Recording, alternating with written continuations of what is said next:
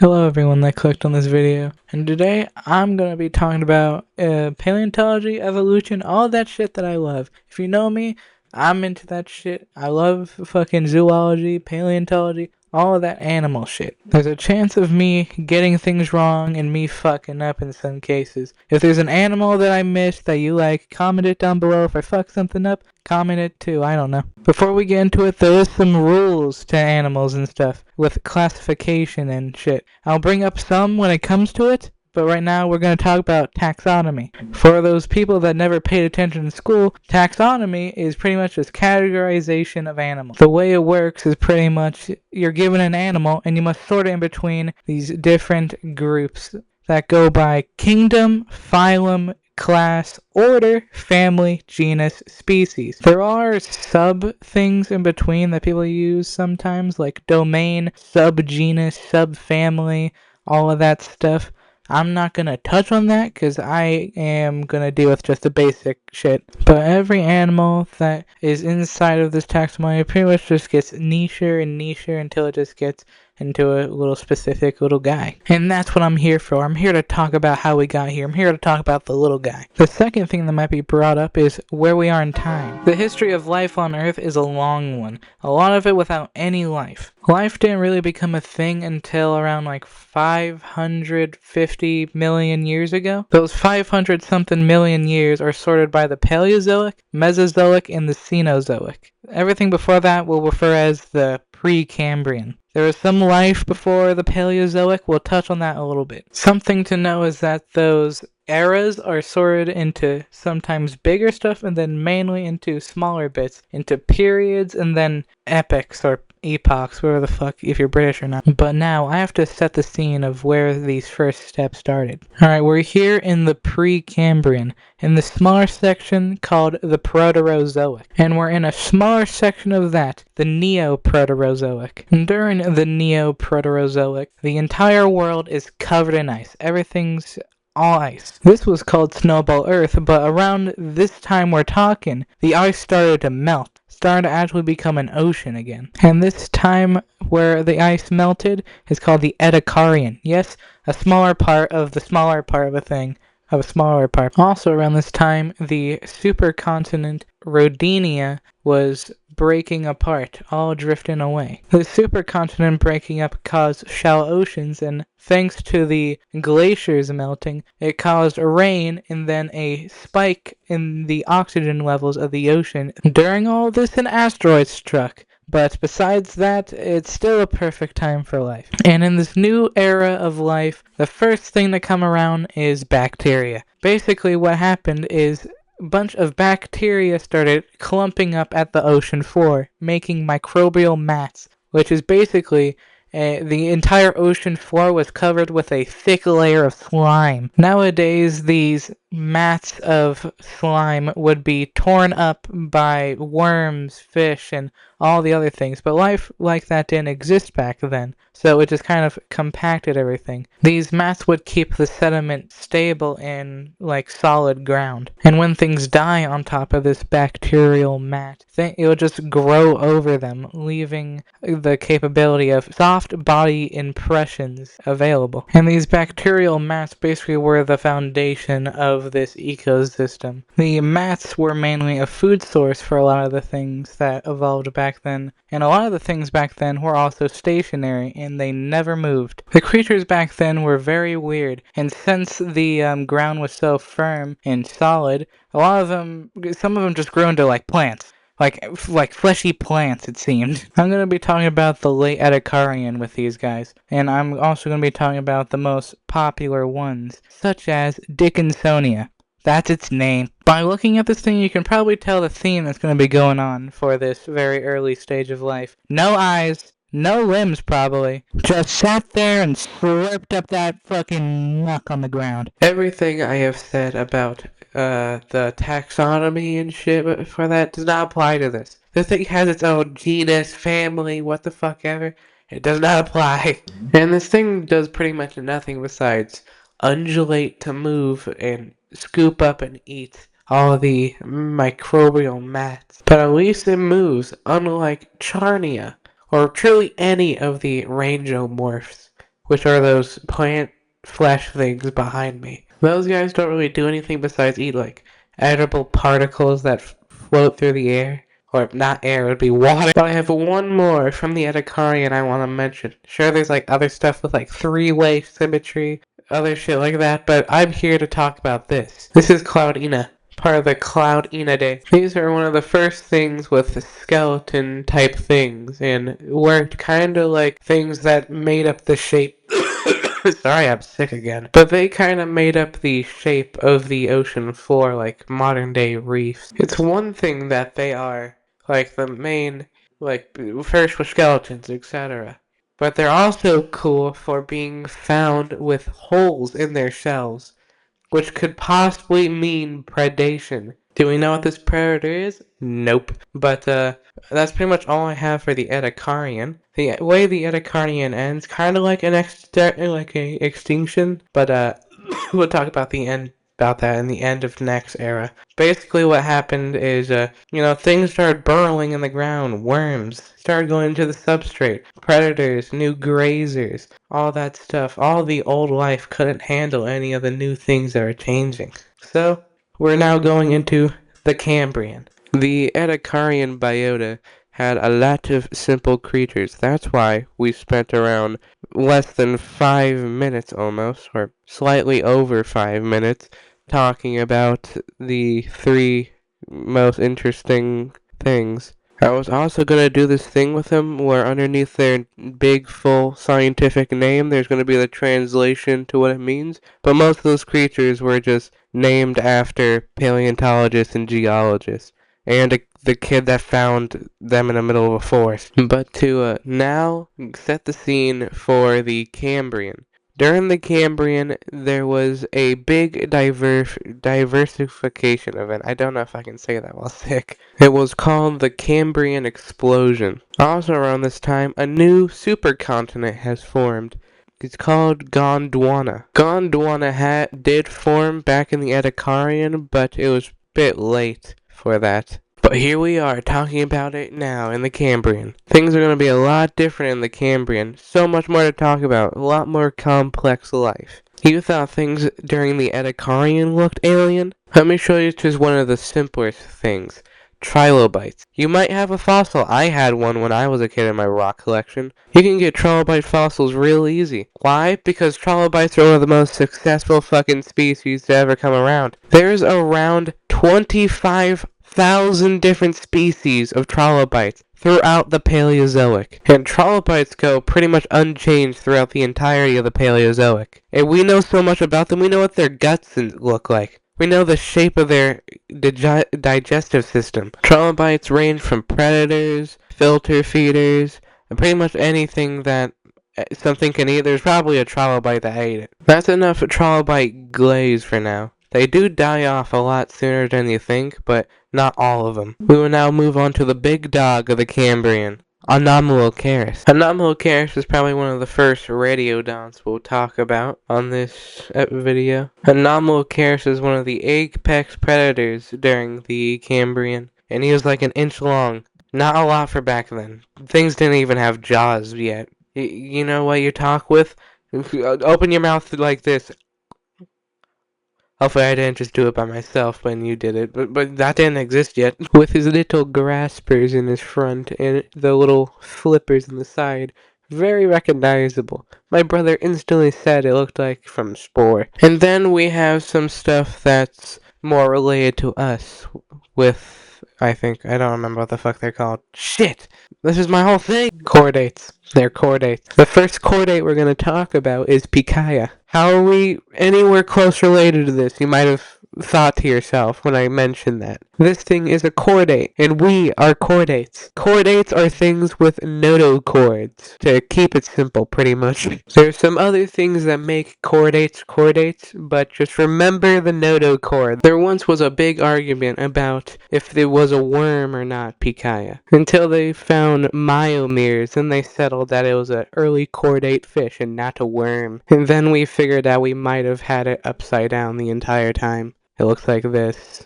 Maybe. But this isn't the first time that we had something upside down. We have had plenty of things we thought was upside down. Such as our next one, hallucigenia. Hallucigenia is thought to be a worm, possibly related to bristle worms and things like that. We originally got hallucigenia upside down. We thought it stood on stilts with those little spikes on its back and had mouths on its tentacle legs to eat whatever was floating in the water. This was accepted because there's not really any other ideas people had around the time. But then eventually we found little claws on its feet, and then they figured out which way was the front. They found two little eyes and a mouth with a circle of teeth. And now for the last creature of this period. Yes, of course, there's more things I didn't talk about, like Wiwaxia, Haikuichthyes, Morella. I think that's how you say it. And whatever this is. But for our last one, I want to talk about Opabinia. Opabinia is yet another arthropod. But obviously, he's got that big ass trunk. Me personally, I love Opabinia. I'm a big Opabinia fan. From the mushroom shaped eyes to the big trunk that would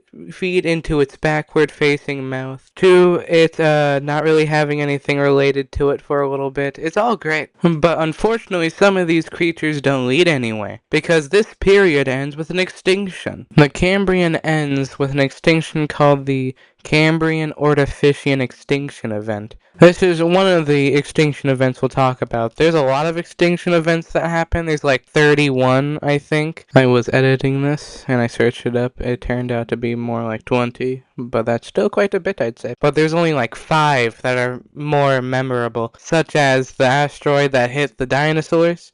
Everyone knows that one. I'm mainly going to talk about the Big 5 except this one. This one isn't part of the Big 5, but it's good to establish what we're doing with extinction events. Extinction events can range from all types of things being the cause, like this one being volcanoes primarily. Changes in sea level also cause extinction events, like glaciers. A lot of the time it's glaciers. With the Cambrian Ordovician extinction, it's mainly thought to be volcanic activity, but also some people say it's sea levels changing and stuff. This extinction mainly only hurt brachiopods and conodonts, but one other thing that got hurt real bad was the trilobites. The trilobites took a big hit. The trilobites didn't all die, but they definitely lost a lot. But they still do have a long time until they're all gone. Now I say is a good time to start moving into the next period. We were in the Cambrian for around 50 million years. The next period will be lasting around 41 million years. And the next period is the Ordovician. The Ordovician is a great period. Not much changes with the world, but plants have officially started going on land with little liverwort type guys. If you don't know what that is, it's also similar to moss. Just like the Cambrian, this period starts off with a great biodiversification event. Biodiversification. It was called the Great Ordovician Biodiversification Event. What is that name? They also call it Gobi, apparently.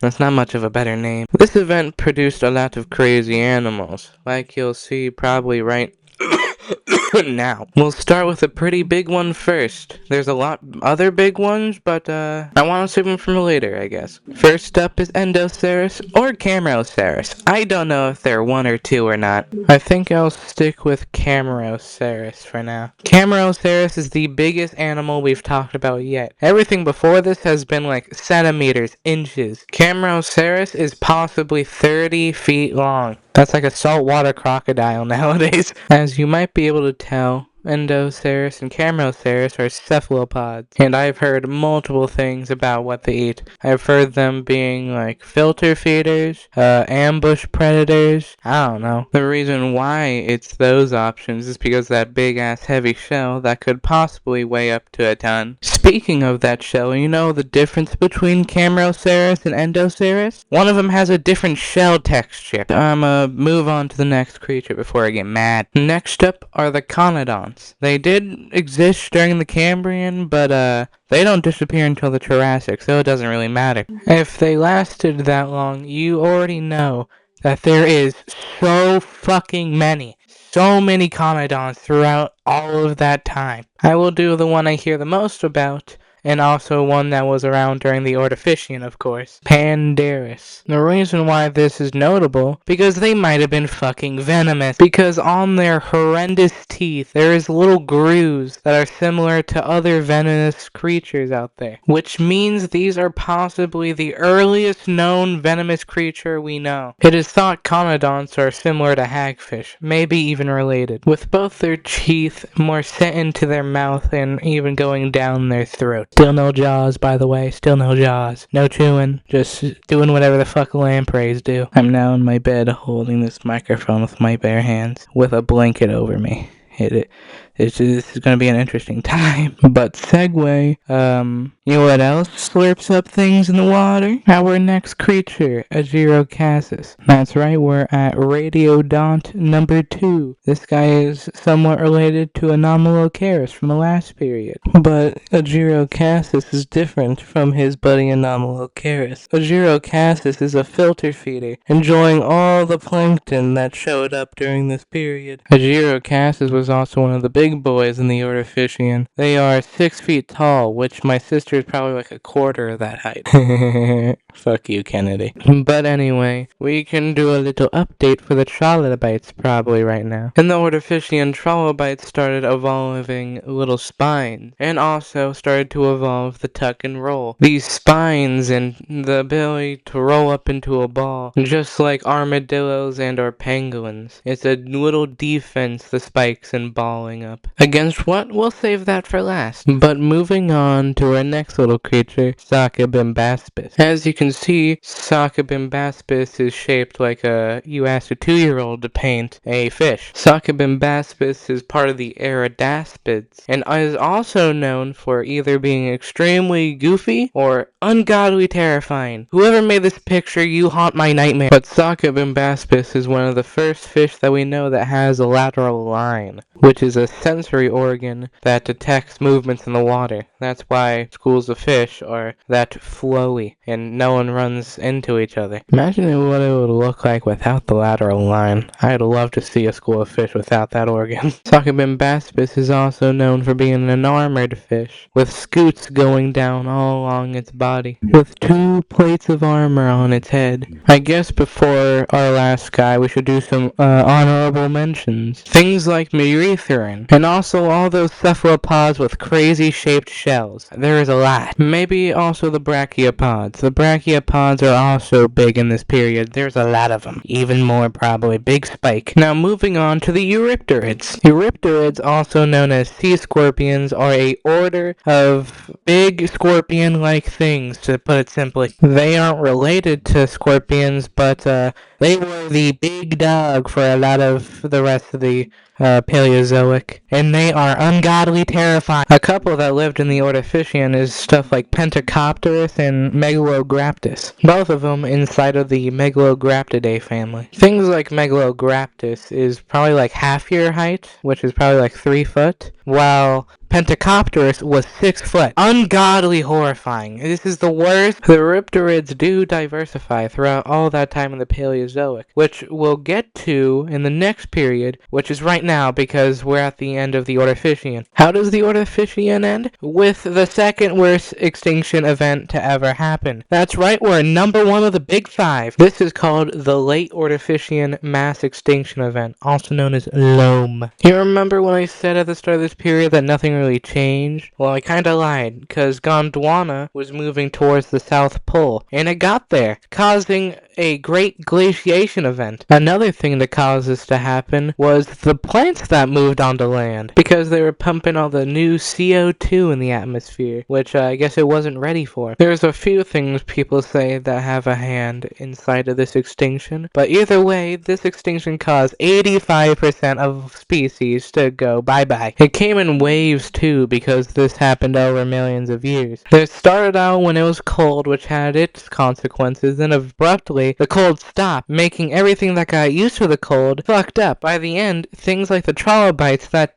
got really diverse after their kneecapping in the Cambrian. They ended up getting their knees capped again, with a couple orders disappearing. And then a lot more brachiopods died. The conodonts had to take a step back for a whole period. Endoceras and Camaraoceras got taken out by this. Cephalopods still did continue on after this. They weren't that affected, I guess, as a whole. But something that pretty much came out completely fine was the sea scorpions. Sea scorpions turned out really fine after this. The extinction did not really shake up the structures of the ecosystem, but let's move on to the next period, the Silurian. The Silurian was the smallest out of everything in the Paleozoic. It lasted about 23 million years, but it was pretty big in the case of stuff like land development, with things like new plants and other things I'm going to talk about first in the main part of this period, like right now. First up, Prototaxides.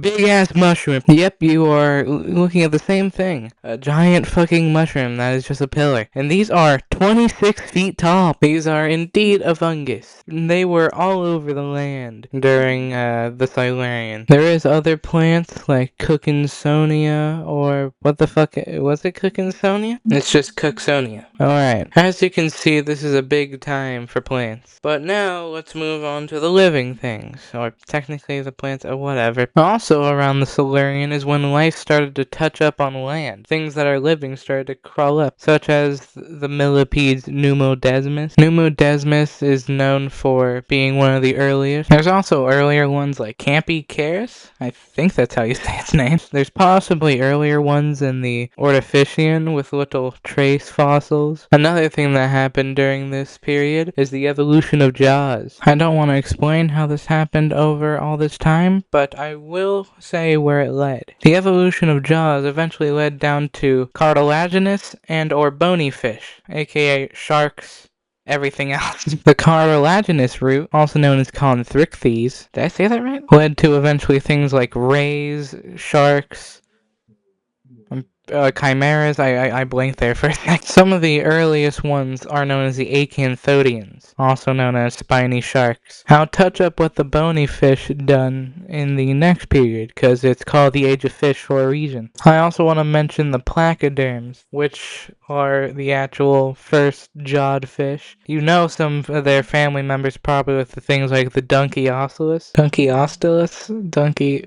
Fuck, there's a T in there somewhere. Update on the Eurypterids. They're still going good. Things like Perigotus. I'll throw up a couple more names on the screen, not bothering saying that. I don't have anything else, but let's just do some honorable mentions. Things like Intellignathus, Scorpio, and also the cephalaspids like this one. And also for the land, maybe something like Berwaguanathia. That's all I got for the Silurian, so we can move on to the next period, I guess. Next step, the Devonian. The Devonian lasted around 60 million years, and it was a big one. It's also the third from being the last in the Paleozoic. Almost done with this era. Since the Silurian, Gondwana has slowly started moving up. It was hovering over the South Pole during the Silurian, and it's now more north than that. Also around this time, more plant development. Things like trees. Trees started becoming a thing. Wood was getting tested out. But currently the trees are reproducing via spores and stuff. Seeds start becoming a thing towards the end of the Devonian, but it's more of like a next period thing is when they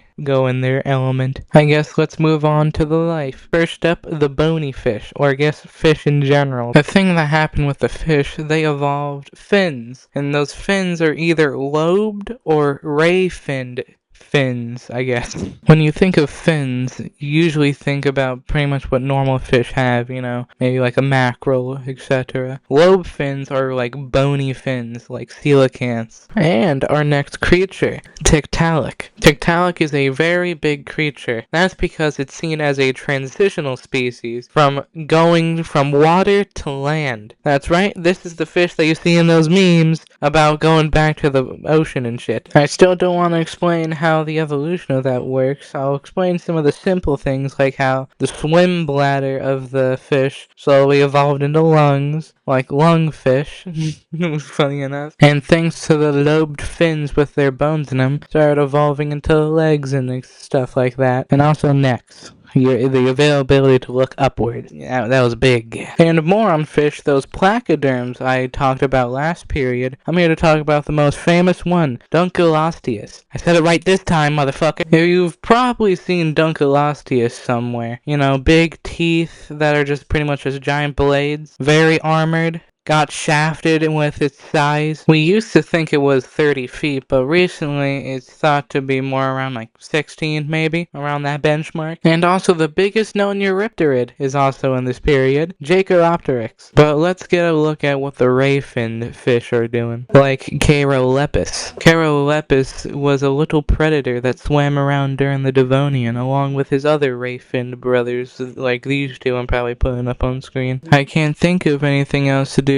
So let's move on to the honorable mentions and then my last little creature. But first, you want to say anything into the mic, kitty? You've been pulling at the cat feeder for multiple hours. It's an automatic feeder. It's gonna come out in like the next 10 minutes. Thank you for your input, kitty. Alright, here we go. Honorable mentions, Stethocyanthus, Titan Ichthyes, and also Paleocanrinus. And Schinderhans. Not the thing it was named after, the German outlaw, the arthropod. I fucking lied. The last thing we're talking about isn't a creature, it's the next big 5 extinction event. Oh! That's right, we're now in the late Devonian extinction. At least 70% of genera have died in this extinction. What's the reason? There's a variety of things people say. This is a lot lesser known of the extinctions, I guess. Either it's one of the options, or maybe all of them have their hands inside the bowl. The reasons can be volcanoes, glaciers again, a meteor, maybe even a supernova, I fucking guess. This extinction is equivalent of moving out of your house and then looking at your old house, seeing that it's a smoldering crater. The extinction killed things like all the placoderms. Yeah, those new guys we just met, they're dead already. The extinction also hit the trilobites again. It also destroyed the reefs, which I didn't even say. Reefs and this time were big, and brachiopods again. There's always brachiopods that die. But I think we're good now. We can move on to the next period. Time for the Carboniferous. This next period is a flat 60 million years long. And this period's a big favorite of mine. It's pretty cool. I'll tell you why pretty soon. The Carboniferous is known for a lot of things, like how it's very swampy in the early parts of the period. Then by the end of it, the famous supercontinent Pangaea has formed. This period isn't just important to, I don't know, what the fuck was going around this time. This period is also important for us humans. As I mentioned before, this place was covered in swamps, and those swamps had trees like lepidodendron, and those trees obviously did photosynthesis.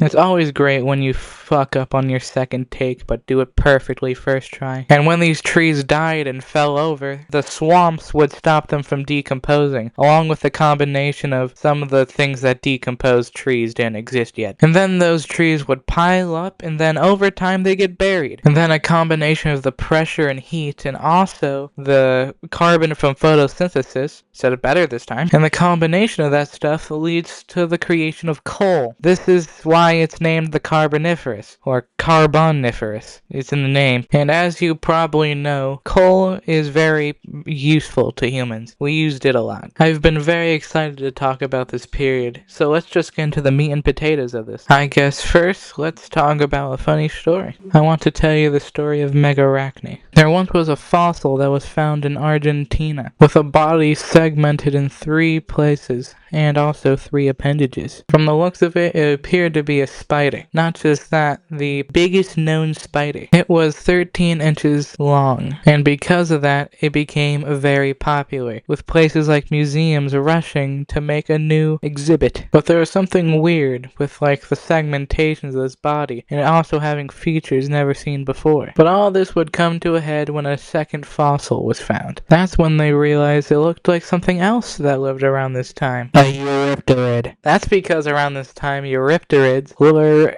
pretty fucked up by the Devonian extinction. The Eurypterids were reduced down to scavengers in murky waters. Some Eurypterids started taking similar shapes to to things like horseshoe crabs from nowadays. But one bonus they got was they were able to walk on land, some of them. It may seem like I hated Eurypterids when I talked about them previously. Truly, they're cool, but if I see one coming at me, I'm having a heart attack. But this does lead to a actual scorpion that lived in this time. Pomonos scorpius, the biggest scorpion that we know of. This thing is the size of a small dog. Unlike the Eurypterids, these guys were actually true scorpion arachnids. You can probably tell where this is going. Giant bugs, just giant bugs, with those creatures like Campycaris and Pneumodesmus being big trailblazers. You can tell because our next creature, Arthropleura. This is a millipede that can go up to 6 to 8 feet long, and it is carnivorous. When saying that line originally, I was getting conflicting stuff. I saw things that was a herbivore,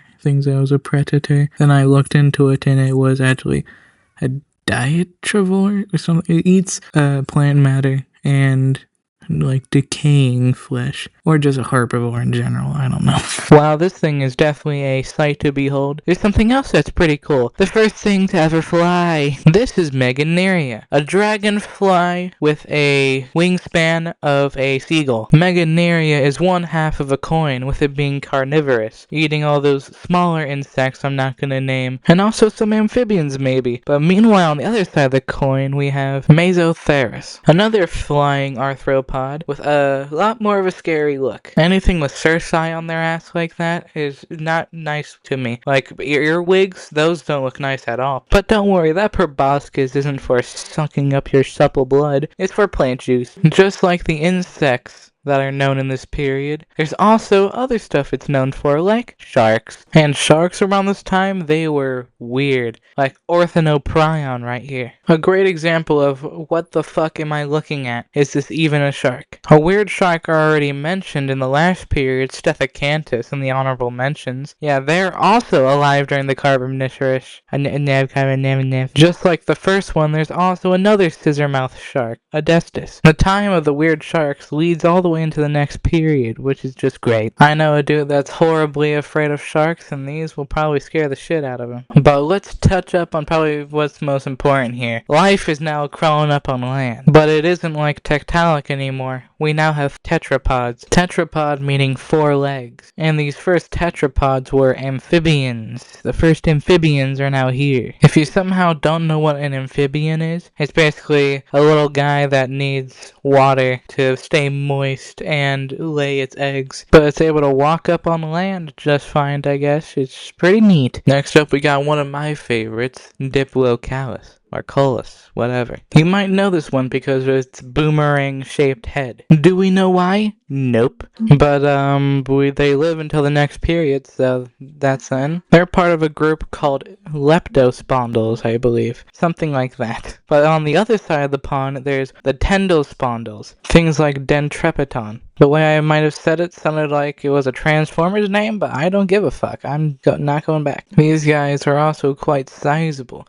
So can Diplocalus, but Dendrepidon looks like the bigger one. But there is a lot larger amphibians. Those larger amphibians are in other later periods, and they get pretty crocodilian looking. I'll tell you why that's the case when we get to them. Did I punch my mic? Another big thing happened during this period that caused yet another leap from going from water to land. Eggs. Hard-shelled eggs. This innovation of hard or leathery shelled eggs pretty much made things leave water almost entirely and made them look more like lizards that you see in your backyard or inside your house. I saw a lizard in my house recently. And these eggs led to another big thing. The separation into 2 different things yet again, just like the fish and sharks. We got the synapsids and sauropsids, which is basically mammals. Everything else again, kind of. Something to remember, because my brain gets potato mashed whenever I first heard this, is that synapses have one hole in the back of their head called the temporal fenestra, and sauropsids have either 2 or none, or something like that. I could fuck it up. And the sauropsids got split into 2 little groups, called the diapsids and the anapsids, which is where the 2 or 0 holes for the sauropsids come from. Anapsids have none, diapsids have 2. Little fun fact, you have a temporal fenestra too. I don't know if that's much of a fun fact, but that's where your temple is. That's why it's called temporal fenestra. Like I said, synapses become mammals, and sauropsids end up being reptiles, birds, dinosaurs, scaly shit kinda. But neither of them really fit the part. The sauropsids do, but they're lizards. They always will be lizards. What I'm saying is they both look like tiny little lizards you see in your backyard. But soon they will obviously become very important and big. Actually, not that soon. My cat.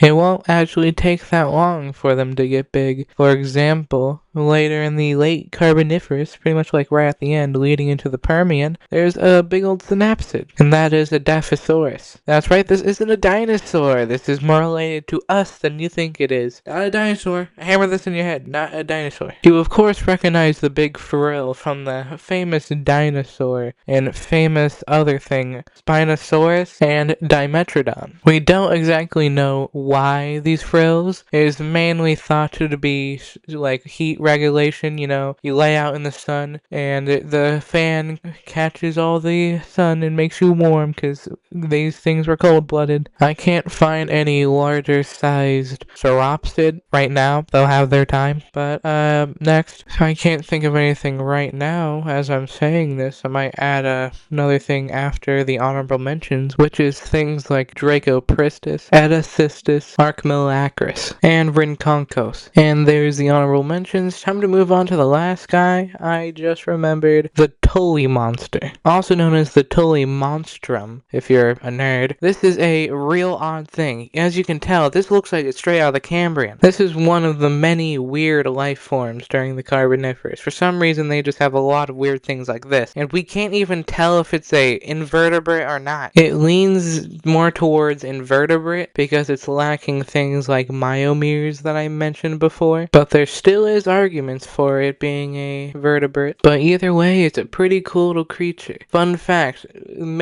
a big Carboniferous fossil site is called the Mason Creek Formation, and it's in Illinois. If you ever catch me in Illinois, you know why. The time of the Carboniferous has finally come to an end, going into the grand finale of the Paleozoic. The Carboniferous ended with a small, minor extinction event. It's mainly just the climate changing, and the change of it caused the swamps to not be around anymore, bringing everything that lived in those swamps with it. I bring up the climate because it's a kind of a big piece that's in the next period, the Permian. Welcome to the Permian, the crescendo of the Paleozoic. This is a big one. I like to personally think of it as the first step in the battle of the sauropsids or synapsids. Which one's going to be the big guys that dominate shit for a while? This is also prime time for Pangea. Throughout the next era, Pangea is actually just splitting apart. Not any dinosaur shit really going on for that long in retrospect. I mentioned earlier the climate of this period, and that's because it's pretty harsh. In the late Permian, due to a event that happened, the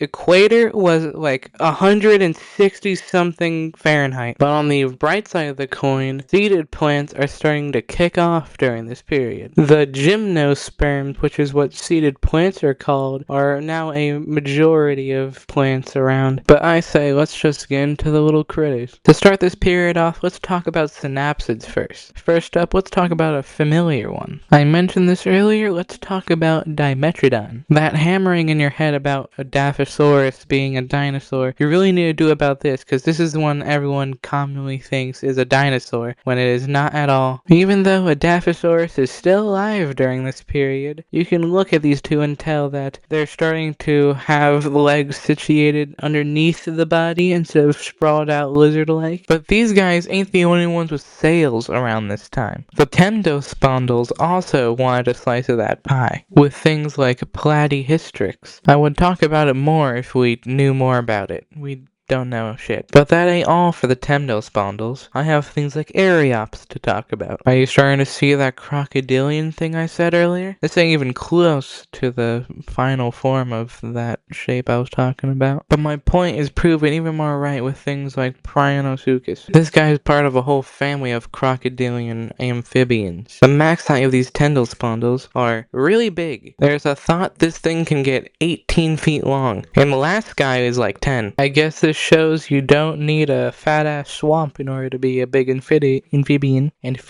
But that's enough of the damp lizards. Time to go back to the synapsids. Let's do Kuntelrhynchus next. Hopefully I said that right. I haven't voiced over shit in probably like a month or two. This one is notorious for its barrel-shaped body. Now that I look at it, it kinda looks like my cat. She looks like a football. If you're wondering, the proportions are not wrong. The skeleton is just as bad. Another synapsid is moss chops, or I think that's how you say it, because that's how we did it when I played Ark. Unlike what you might have originally thought, this guy is a herbivore, and might have lived like a hippo. I also want to mention quickly that this thing's translated name is calf face.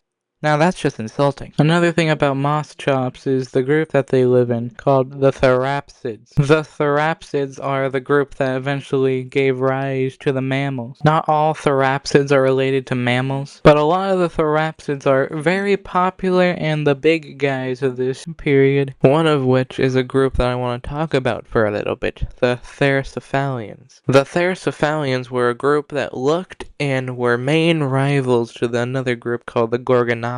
We'll talk about them later. Though looking similar, the Theratophalians did have some special features that set them apart from the Gorgonopsids. That's maybe because the Theratophalians were more advanced and came later than the Gorgonopsids. Some of the differences range from their temporal fenestras being bigger so that they can bite things with more jaw muscle room, all the way to venom. There's a chance there's some with venom, particularly I think two that I've heard of, that being Megawatzia and Eucambergia. By the way, Megawatzia isn't just venomous, it's also thought to be the largest Theratophalian we know of. But with this, we should look at their rivals, the Gorgonopsids. Sure, things like the Megawatzia is venomous and possibly the size of a tiger, but let's see. I mentioned before how the Gorgonopsids were less advanced and kind of older than the Theratophalians. That meant the Gorgonopsids were everywhere, and also the poster child for the Permian. They aren't overrated either. They rightfully took that poster child spot because they have some special features, like how they're the first things with saber teeth. Not only did they have kitchen knives inside their mouth, they varied in sizes too, with some of the smallest being like Nognita, I think that's how you say it, it's fucking Russian, to the largest one, Indostransavia, which is the size of the largest land predator we have now, the polar bear. And then there's some other cases with Indostransavia where their entire skull is the size of our torso. And that's why the Gorgonopsids were mainly the big predator guys during this time that everyone thinks about. But they aren't the only big famous group of things. There's also the Dicynodonts. The Dicynodonts were the big herbivores of this area, not in size but in amount. There's a lot of Dicynodonts. Though throughout the entire history of the Dicynodonts, they do vary in sizes. Some are look like a rhino, and some are little guys.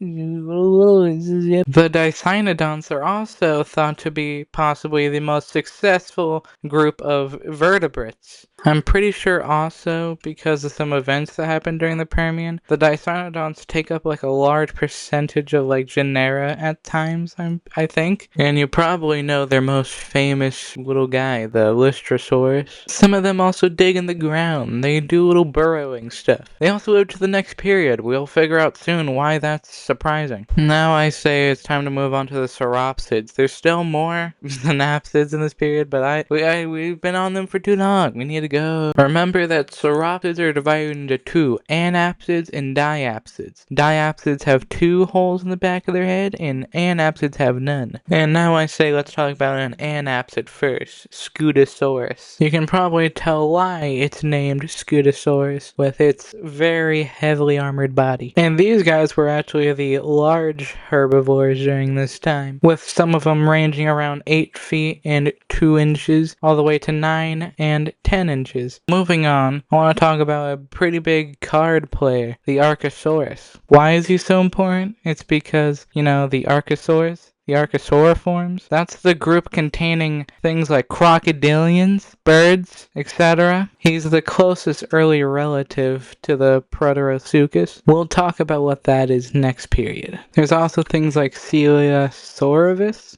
I don't know if I said that right. His name's garbage. But There's not much to mention, like, other than that it's a little lizard guy that glides. I don't really care to go into detail, because I want to move on to the next thing. The sharks. Like I said before, the age of the weird sharks move on to the Permian, and I want to talk about two of them. Let's do Orthocanthus first. Orthocanthuses were big guys. Mature ones reach around 10 feet long, and they lived back since the Carboniferous period, which makes people think they preferred swampy climates in their habitats and were probably apex predators. Another big one is Helicoprion. They can go up to 26 feet possibly. I say possibly because we don't know what their body looks like, which doesn't help when the one part that did fossilize is that spiraling teeth that they have. So because of that, there's a lot of crazy depictions over the time of what this thing could have possibly looked like. But eventually we came on a single design after looking at their relatives, and also this thing's related to chimeras more, like dogfish. I think they're chimeras dogfish. But I think we should give an update about our favorite ocean-faring arthropods, the trilobites. I haven't talked about the trilobites much because usually it's the same rigmarole. More of them die and they're shells of what they formerly were in the Cambrian. They aren't as popular anymore. I think it eventually got filed down to like a few groups of them being left. And also the Eurypterids also haven't changed much since the last period. They're still in the lows of their time. But something kind of relating to Eurypterids.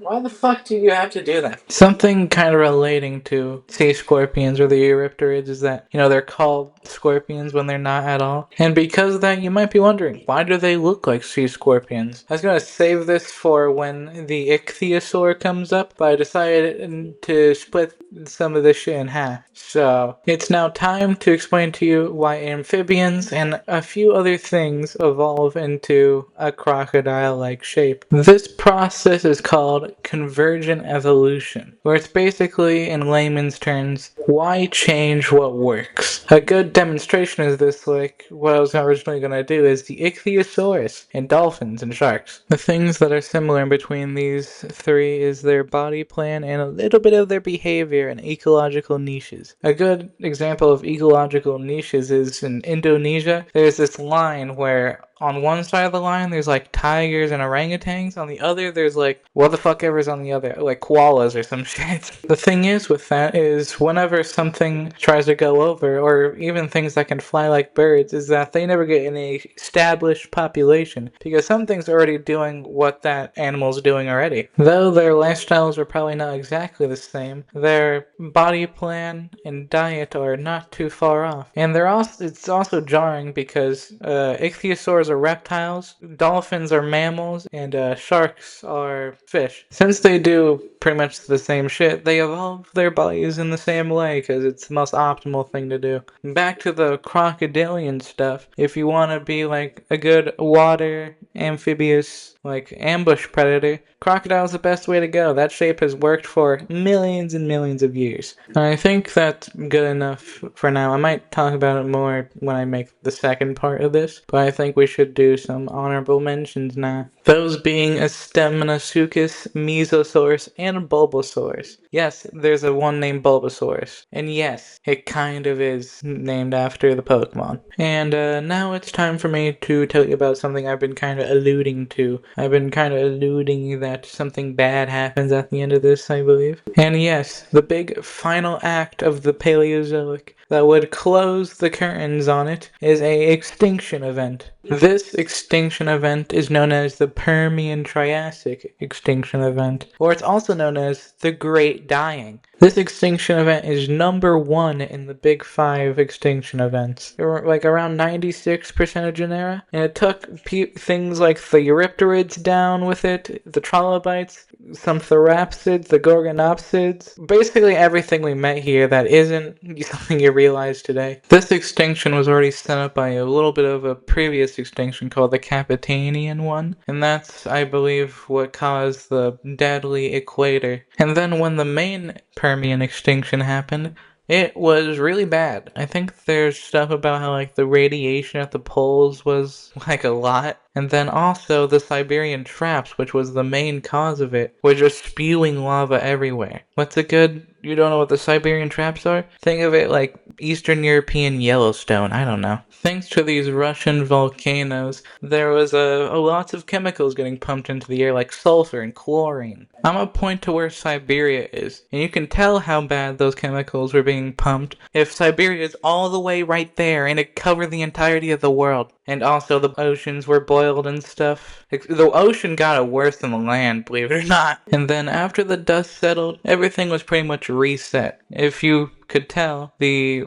mammals were pretty much winning. The synapsids were kind of the dominant ones. But thanks to this Permian extinction, it seems like now trajectory is going towards the other way, because you probably already know the next era. After the extinction, some life managed to weasel their way out of not dying sooner. And one of those groups are notoriously the Dicynodonts. I told you the Dicynodonts were important, but now in the aftermath of the extinction, life moves on. And the aftershocks were pretty bad, but not as bad as during. During lasted a long time. The Permian extinction was quite long. And what is this new chapter in the story of life? It's called the Mesozoic, also known as the Age of the Dinosaurs. And now we're here at the halfway point of life, which I say is a good point to stop it because I want to do other projects. Something to remember that this is only a fraction of what lived during this time. Besides like the handful I talked about each period, like only 1% of animals fossilized, so this is a fraction either way, even if I did tell you every animal, which would be a long video. You might have also realized I stopped doing the taxonomy things when I showed a creature. That's because I forgot to say that inside the recording part, and I did,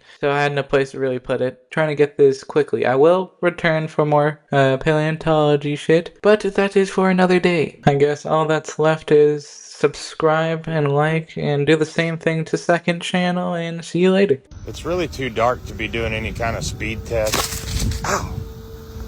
Too dark to not be paying attention to what the hell I'm doing. Oh shit. My hat's gone, my balance is gone. I'll be back.